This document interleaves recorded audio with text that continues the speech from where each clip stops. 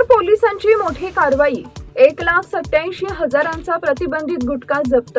सिन्नर पोलिसांनी विशेष कारवाई करत महाराष्ट्रात प्रतिबंधित असलेला गुटखा व पान मसाल्याची वाहतूक करणाऱ्या टोळीवर धडक कारवाई केली असून तब्बल 1,87,46,000 रुपयांचा मुद्देमाल जप्त केलाय। पोलीस निरीक्षक हेमंत कुमार भांबरे यांना गुप्त माहिती मिळाल्यानंतर बारागाव पिंपरी रोडवरील सांगळे फार्म हाऊस परिसरात नाकाबंदी करण्यात आली। यावेळी 2 संशयित मालवाहू वाहनांची तपासणी केली असता त्यामध्ये मोठ्या प्रमाणात प्रतिबंधित गुटखा, पान मसाला आणि तंबाखूचा साठा आढळून आला।